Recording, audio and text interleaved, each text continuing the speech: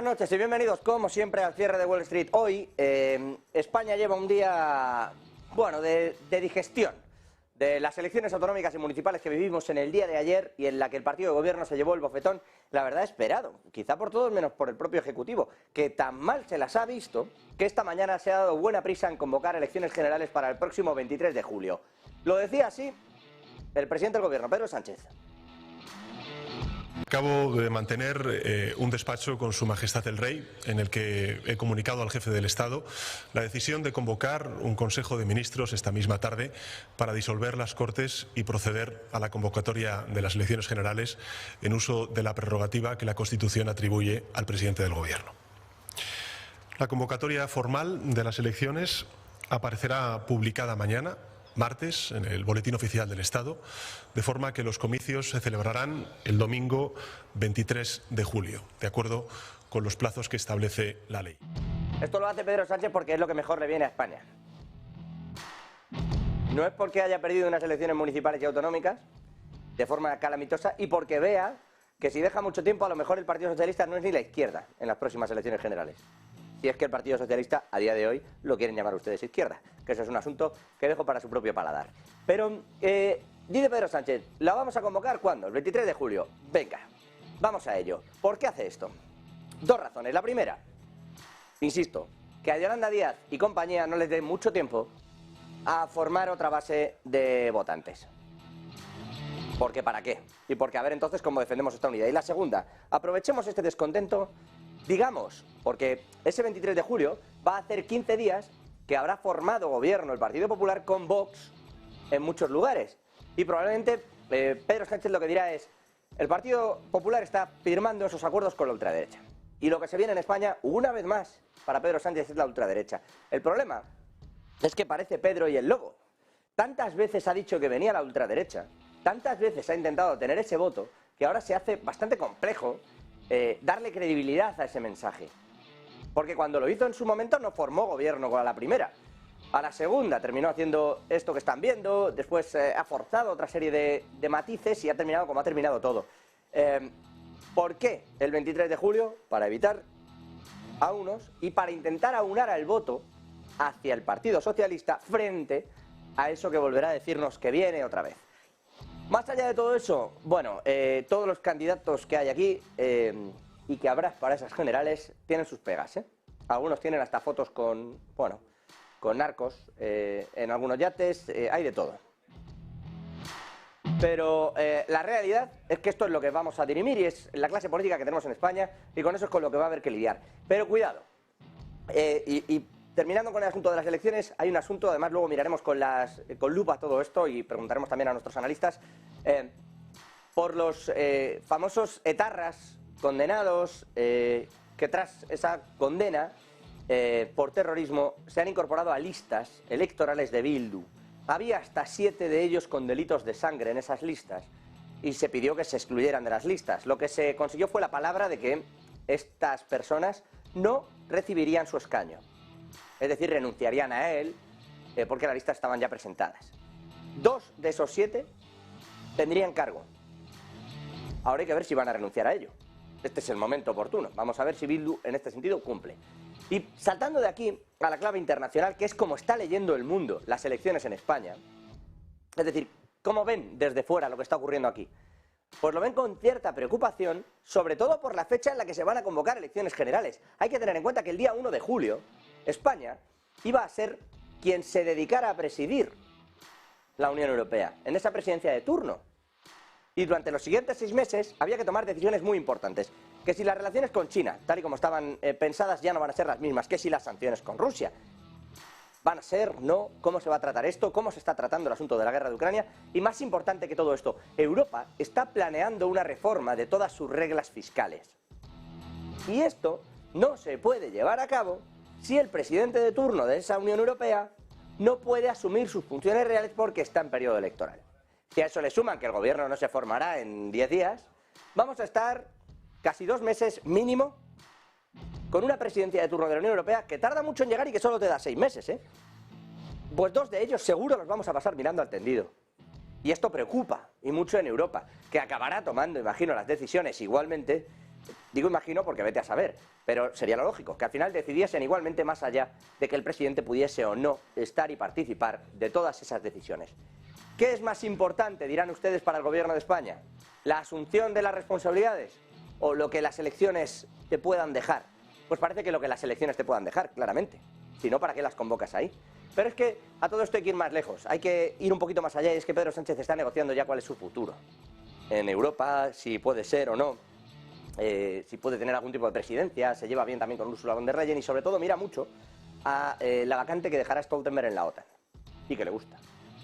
En eso está el presidente del Ejecutivo en España. Claro que los demás, pues habría que ir análisis a análisis, que tampoco es una cosa, se crean ustedes, que nos deja a todos muy contentos. Todo esto está pasando en España, mientras en Estados Unidos han terminado y no con el asunto del techo de deuda. Ya les dijimos aquí, ¿no? Si acuerdo había, se había filtrado, etcétera, etcétera, pero seguían jugando a algunas cosas extrañas. De hecho, los CDS, los seguros por impagos de la deuda americana, están bastante altos. ¿Por qué? Vamos a ir con eso. Lo primero, dice Joe Biden, presidente de los Estados Unidos, que ya hay acuerdo. Le escuchamos.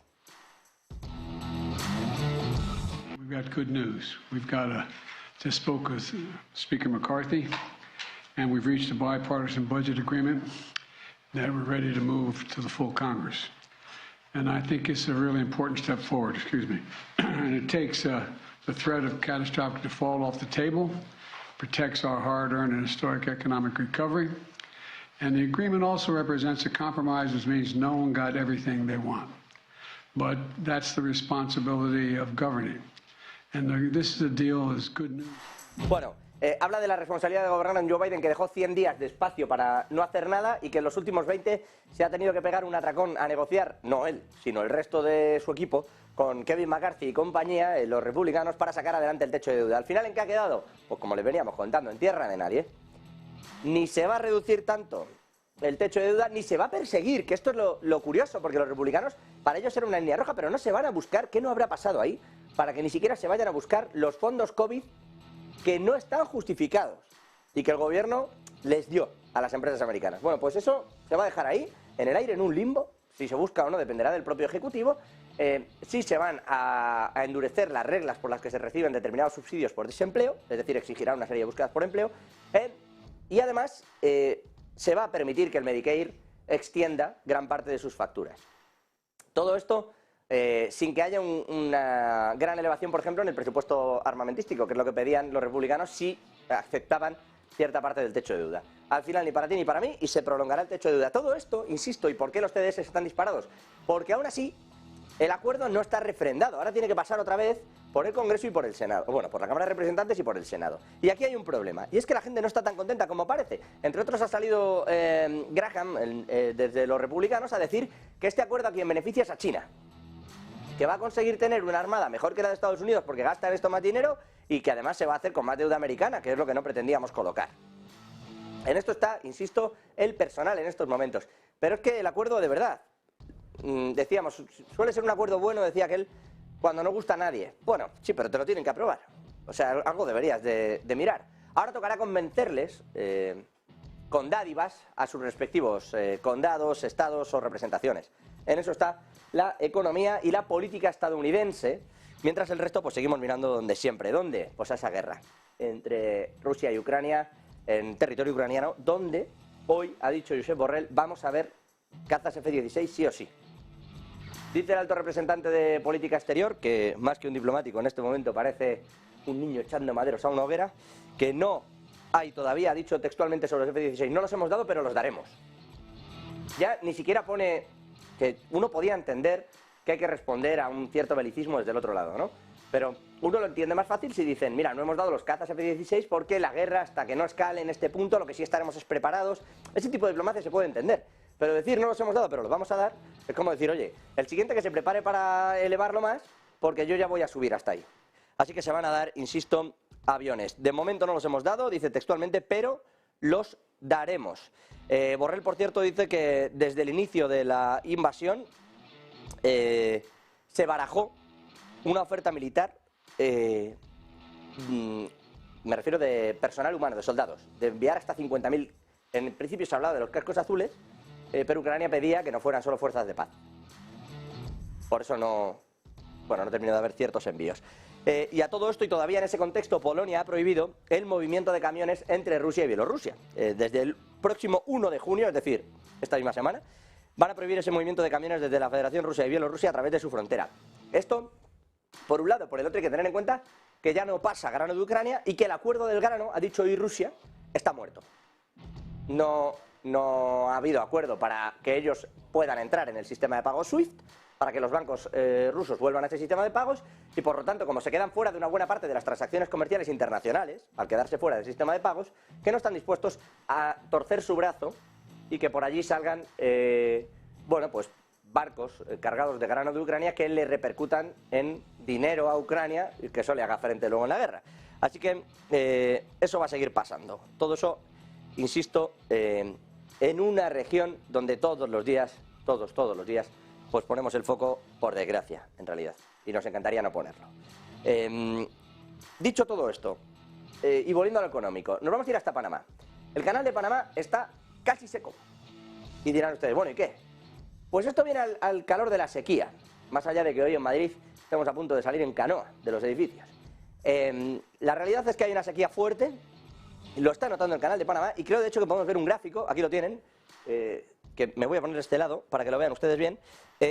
Los picos son el momento máximo de bloqueo de cargueros, de buques, etcétera, etcétera, bloqueados en el canal, ¿vale? Si se fijan ustedes allá al final, aunque ahora ha caído un poco, la realidad es que está casi en máximos. Y se debe a que no son capaces de cruzar y están encallando mucho, precisamente porque no hay agua.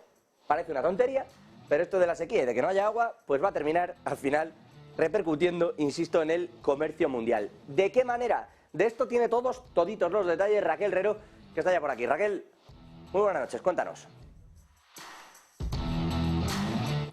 Nuevo test de estrés para el comercio mundial. Esta vez no es la guerra, ni es la pandemia, ni tampoco la inflación, es la sequía y el clima extremo. Esta vez la mirada la dirigimos hacia el Canal de Panamá, una de las rutas comerciales más importantes del mundo. Por sus esclusas pasa el 5% del comercio mundial y es además una de las mayores obras de ingeniería del siglo XX. Convierte un viaje de más de 15.000 kilómetros bordeando Sudamérica a poco más de 80 kilómetros, uniendo el Mar Caribe y el Océano Atlántico con el Océano Pacífico por el Istmo de Panamá. Pero ahora Bloomberg ha desvelado que una severa sequía alrededor del canal, focalizada en el lago Gatún, está obligando a los buques portacontenedores a aligerar la carga. Se reduce la capacidad de transporte, aumenta el riesgo de retrasos y aumenta también el precio de transportar las mercancías a través del canal. Si la situación empeora, tal y como apuntan los pronósticos, veremos más subidas de precios para los fletes e incluso veremos una lucha de los transportistas para acudir a rutas más rápidas. Como decíamos, el foco de la crisis está en el lago Gatún, una gran masa de agua de origen artificial con un papel crucial para el funcionamiento del canal al permitir el tránsito de los barcos. El lago, de 435 kilómetros cuadrados y una elevación de 26 metros, almacena el agua del río Chagres y de su cuenca y une los dos sectores del canal, el oriental y el occidental. Pero la creación de este lago convirtió muchas montañas en islas y ahora la falta de lluvia y el menor nivel del agua están dejando a la vista dichas montañas y, por tanto, dificultando el tránsito de los grandes buques comerciales. Ante la perspectiva de que la sequía continúe, hay algunas alternativas al paso del Canal de Panamá. Una de ellas es ir directamente desde Asia hacia la costa oeste de Estados Unidos o bien utilizar el Canal de Suez. En cualquier caso, ambas implican añadir más días, en torno a una semana de navegación. Así que lo que parece seguro es que de nuevo vamos a ver subida en los precios de los fletes y, como pasó tras la pandemia, podríamos ver subidas generalizadas de precios en los bienes que compremos, una circunstancia importante teniendo en cuenta la crisis inflacionaria que todavía continúa a nivel mundial.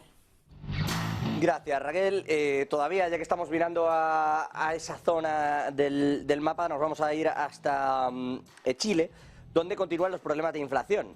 Dice su Banco Central que siguen sin resolverse esos problemas de IPC. De hecho, creo que tenemos también un gráfico donde se puede ver perfectamente lo que está ocurriendo con ese IPC, con esa inflación, en un país que votó a un gobierno de izquierdas que prometía un cambio constitucional y que cuando quiso sacar esa constitución ha votado a toda la parte de la derecha en la parte constitucional, en tanto que el partido gobierno ni siquiera tiene representación ahora en la propia reforma constituyente. Con todo este plantel, lo que no quiere Chile, evidentemente, es entrar en juegos extraños en lo económico y en lo político, que bastante han sufrido ya. Ahí lo tienen, habla el Banco Central de Chile de la dificultad que está teniendo para rebajar la inflación, a pesar de las subidas de tipos que han tenido y que, insisto, llevan 7 subidas de tipos en los últimos meses. A pesar de todo, fíjese lo planito que está desde junio del 22 hasta ahora, prácticamente no se ha movido nada. Es verdad que han tenido un mayor control de algunos precios y que la subyacente sí que han conseguido que baje un poquito, pero la realidad es que siguen en el entorno del 10% de inflación desde hace pues prácticamente un año, desde junio del 22. Así que, a pesar de la subida de tipos, no está funcionando. Por cierto, ya que estamos con bancos centrales, Sudáfrica, su Banco Central ha lanzado una alerta a tener en cuenta. El 90% de los pagos que realiza Sudáfrica corren precisamente a través de esa plataforma SWIFT de pagos que les comentábamos hace un ratito que no entraba Rusia y que por eso no iban a extender el acuerdo de verano. Bueno, se le van a imponer una serie de sanciones a Sudáfrica por mantenerse neutral, por decir que no va a entrar en este conflicto porque en realidad pertenece a la parte de los BRICS, y posicionarse en algo que moleste a China le puede hacer daño económicamente. Así que Sudáfrica prefiere no posicionarse y si no se posiciona le pueden sacar de esa plataforma SWIFT. ¿Y qué dice el Banco de Sudáfrica? Cuidado con esto, pensaoslo bien, que no vais a hacer daño de verdad. O sea, pensad si esto merece la pena y si tanto importa lo que estemos haciendo, porque el 90% de nuestros pagos pasan por esa plataforma. Y el golpe puede ser brutal. Y hablando de BRICS, Venezuela ha pedido ser parte de estos BRICS. Cuenta ya además con el apoyo de Lula da Silva. Ha dicho el presidente de Brasil que él favorece la posición de que el señor Maduro firme esa entrada en los BRICS y se una también, entre otros, pues al propio Brasil y a China, que quizás sean los más relevantes actores de estos BRICS. Insisto, donde está Sudáfrica quejándose también de todos estos asuntos. Volviendo a Europa y pasando por Italia, relacionado con China, por cierto, se supone que Italia iba a salirse de un asunto llamado Acuerdo de la Franja, de la Ruta de la Franja, que tiene mucho que ver con la seda, pero no es la Ruta de la Seda. ¿Por qué no es la seda? Bueno, porque eso es el One Road, One Belt, que puso Xi Jinping en marcha, que es un solo cinturón donde pretendían reubicar esa Ruta de la Seda, pero esta franja de la que se habla entre Italia y China es un corredor magnífico de exportaciones que no es libre comercio, pero se le parece mucho, y que ha beneficiado y mucho a Italia. Ahora vamos a verlo y creo que Marta Vilar, con todos los detalles, además nos va a contar el impacto de la balanza comercial de China en la balanza comercial de Italia y por qué Italia, Giorgia Meloni en concreto, se está pensando y mucho salirse de ese acuerdo. Marta, exactamente qué está pasando y qué se le pasa por la cabeza a la Premier italiana.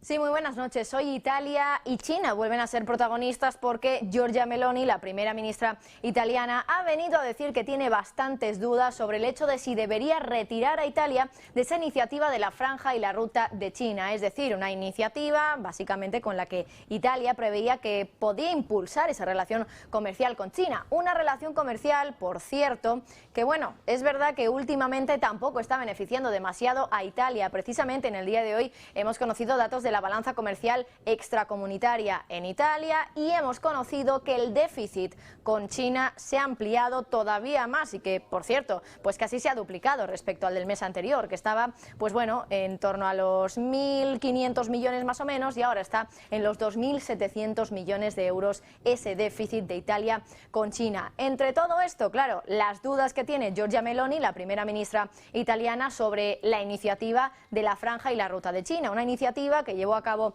China pues hace ya prácticamente 10 años, con la que quería invertir en 150 países para construir ahí infraestructuras, por ejemplo, carreteras, incluso rascacielos, puentes. Uno de esos países con el que llegó a una especie de acuerdo, a un memorándum de entendimiento, que no un acuerdo firmado, era Italia. De hecho, es el único país del G7 con el que ahora China tiene ese acuerdo respecto a la iniciativa de la Franja y la Ruta. Ahora mismo China, bueno, Italia en este caso, tiene bastantes dudas sobre ello. Tiene a Occidente presionando para ese desacople respecto a China, las cifras de déficit que cada vez son más grandes, ese agujero para Italia cada vez es más grande. Italia le compra mucho más a China de lo que China le compra a Italia, pero aún así Giorgia Meloni sigue teniendo dudas sobre si continuar con esta iniciativa de la franja y la ruta con China, que por cierto se llevó a cabo entre ambos países en 2019 cuando Xi Jinping viajó a Roma y por cierto se le recibió como todo un rey, como bueno pues desde luego una personalidad a la que querían impresionar,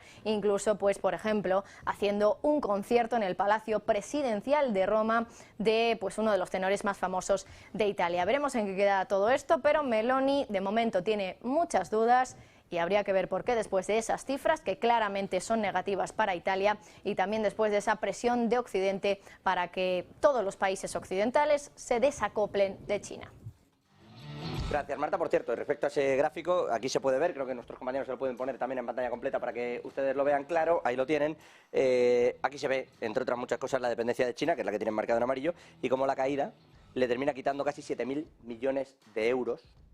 El meterse con China le ha costado ya en esta balanza comercial, donde no han reducido en gran medida los flujos, solo un poquito, y a tenor de lo que obligaba a Europa, a China, y de momento 7.000 millones de euros le ha costado ya esto a Italia. Claro, Italia que en su momento Meloni llegó a decir aquello de yo no firmé nada, ni estaba cuando se firmó nada con China, al respecto de esta franja, ¿no?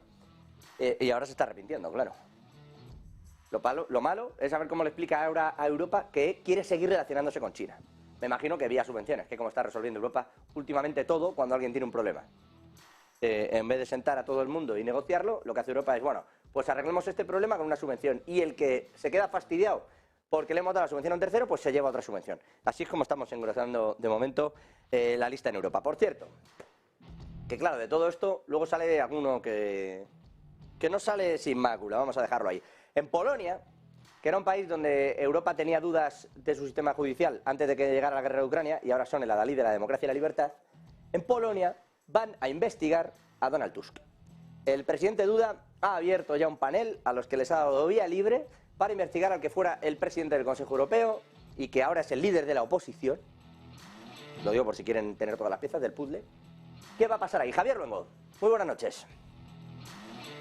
¿Qué tal, José? Sí, muy buenas noches. Vamos a hacer un poco de retrospectiva antes de analizar el asunto a fondo. Hay que irse al pasado 19 de enero. Entonces, ¿qué pasó? Que el primer ministro polaco, el de por entonces, Mateusz Morawiecki, le dijo a la Unión Europea alto y claro que Polonia mandaría sus tanques Leopard a Ucrania sin el permiso de Alemania. Era necesario ese permiso porque los Leopard se construían en Italia, al menos los del modelo 2. Fue en ese momento cuando Polonia dio un paso adelante, rompió el eje franco-alemán y dijo que estaba ahí para quedarse, que dentro de la Unión Europea y en el contexto del conflicto bélico iba a tener un papel fundamental y que quería que se notara, que se hiciera notar su voz y sobre todo su voto. 5 días más tarde, ¿qué pasó? Que el gobierno germano cedió a las presiones y autorizó el envío de estos tanques al territorio en guerra. El éxito del órdago demostró el cambio de pareceres, el cambio de la balanza de poderes dentro de la Unión Europea. Eje franco-alemán dividido, Polonia incrementando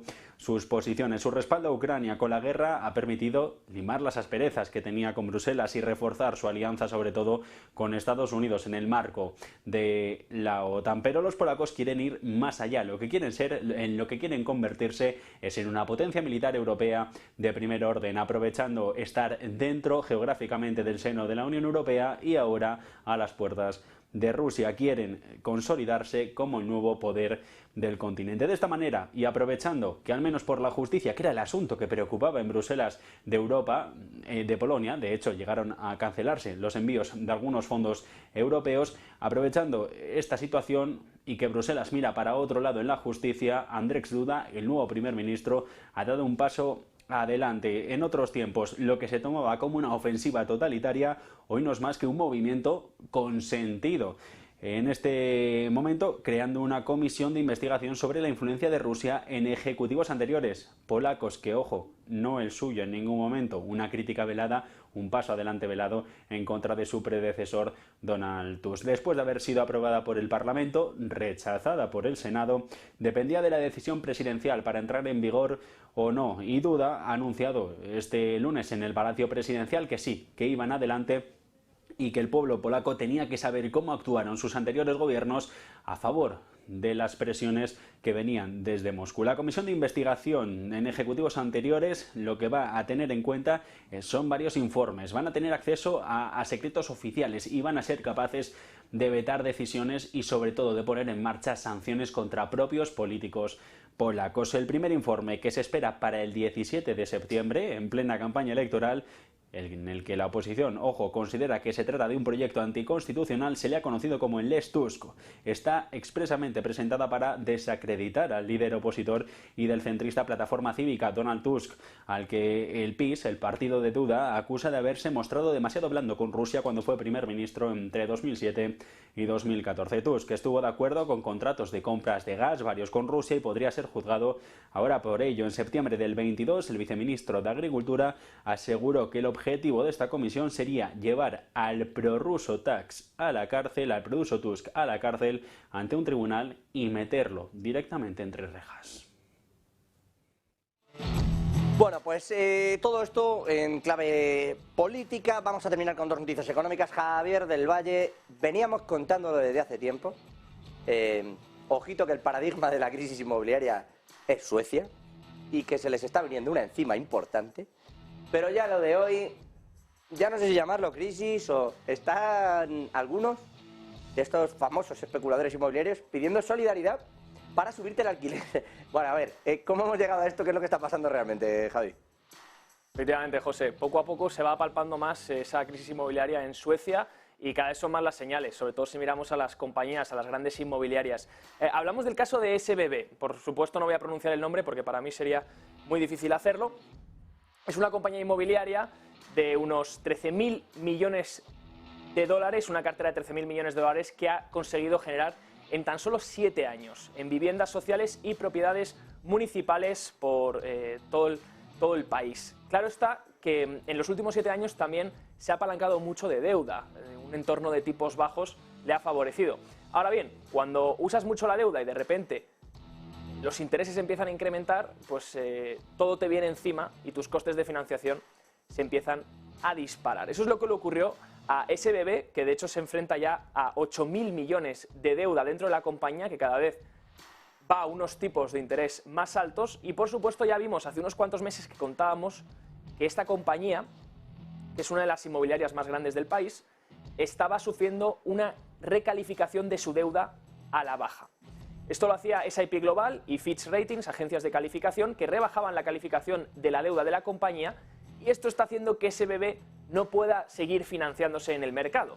Por supuesto, la gente no quiere prestarle dinero porque piensan que no va a recuperar ese dinero y va a haber un potencial riesgo de impago. Así que SBB sigue cayendo en bolsa, acumula ya, como veis en pantalla, más de un 80% de caída en el año, y ahora lo que ha comunicado ha sido la Junta Directiva ha mandado un mensaje a sus accionistas porque cree también que los accionistas se están viendo penalizados por esta deuda que acumula en balance, y dice que van a generar una revisión estratégica que podría resultar o tanto en una venta de la empresa, o van a empezar a separar segmentos comerciales, a dividir la propia compañía, o incluso venta de activos específicos, que de hecho SBB ya anunció hace tiempo. Pero se siguen acumulando los problemas para la empresa. Pero no es solo esta, también tenemos que mirar a una segunda compañía que se denomina Heimsten Bostad, es de propiedad privada, y que, como bien has dicho, José, tiene 6.000 apartamentos en propiedad, ya les subió a sus inquilinos un 5% el alquiler, pero es que ahora quiere que los inquilinos paguen un 2% más. ¿Por qué? Pues porque, como hizo SBB, lo que ha ocurrido con Heimstenden es que ha acumulado una gran cantidad de deuda a través del mercado en los últimos años y ahora se enfrenta a 5.200 millones de dólares que vencen los próximos 2 o 3 años. Y no puede refinanciar esa deuda o lo hace a unos tipos muy elevados, se enfrentaría también a una rebaja de la calificación en su balance. Y eso podría afectar a sus niveles de liquidez y de financiación. Por supuesto, para abordar todo esto necesita liquidez y está pidiendo ese incremento en los alquileres del 2% para hacer frente al pago de la deuda, José. Ya, pero no deja de tener su guasa, si me permites. No sé qué decirte, yo he hecho esta inversión y como me ha salido mal me la pagáis vosotros, hombre. Está bien y no. Desde la empresa mandan el comunicado siguiente. Dicen que los inquilinos han estado durante varios años con unos precios muy bajos, se han enfrentado a un entorno desinflacionario y que ahora deberían ayudar y entender que los precios son más altos. Sí, porque la culpa es del inquilino. Cuando suba el precio les van a pasar también un plus de beneficio. La culpa nunca es de ellos. En fin, Javi, gracias, te vemos luego. Un último asunto. Y vamos ya con el análisis, que vamos hoy larguísimos. Sergio Fernández, Rusia ha encontrado una manera de eludir las de eludir las sanciones, que son las criptodivisas. No se podía saber esto. Exactamente qué va a hacer y cómo pretende coordinar este mercado cripto. Buenas noches. Muy buenas, José. Pues ya estoy por aquí un día más para contarte la noticia cripto más importante del día. Y ojo, porque esta es muy importante. Tiene que ver con Rusia, tiene que ver con eludir las sanciones y también con liquidar las transacciones transfronterizas. Es por muchos sabidos porque, bueno, Rusia lleva bastante tiempo de alguna forma intentando crear una especie de plan para, bueno, un poco una estrategia en torno a las criptomonedas. De hecho, a principios de abril, su ministro de Finanzas dijo que están intentando, que quieren crear un nuevo sistema de pago. De hecho, se rumoreaba que iban a hacer como un crypto exchange, un cripto intercambio nacional que únicamente fuese de Rusia. Sin embargo, las últimas informaciones que acaban de conocerse hace apenas unos minutos dicen que las autoridades están abandonando estos planes, van a dejar o no van a directamente a crear un intercambio nacional de criptomonedas y en cambio lo que quieren hacer es crear un marco para la operación y el establecimiento de intercambios criptográficos. Ha hablado Anatoly Aksakov, que es el jefe del comité de la Duma estatal sobre el mercado financiero, diciendo que en lugar de un intercambio criptográfico nacional es mejor crear unas reglas bien establecidas para los intercambios criptográficos. De hecho, declaró que los intercambios de cifrados se usarían para acuerdos transfronterizos. Según este comunicado, estos incluyen eludir las sanciones, pero al mismo tiempo también respetar y cumplir todas las reglas. El Banco Central va a supervisar todos estos intercambios y además van a sacar un proyecto de ley sobre regímenes jurídicos experimentales. Ojo con esta noticia porque es muy importante. Rusia lleva mucho tiempo planteando, intentando, bueno, pues de alguna forma, primero esquivar las sanciones y luego crear un sistema de pagos. De hecho, el propio Putin hablaba de ello hace apenas unos meses y acabamos de conocer que han desechado la idea de crear un intercambio criptográfico nacional, pero siguen apostando por las criptomonedas en este caso para intercambios, para liquidar las transacciones transfronterizas y además, como decíamos al principio, para eludir las sanciones. Ojo con esta noticia que es muy importante y que además puede tener consecuencias.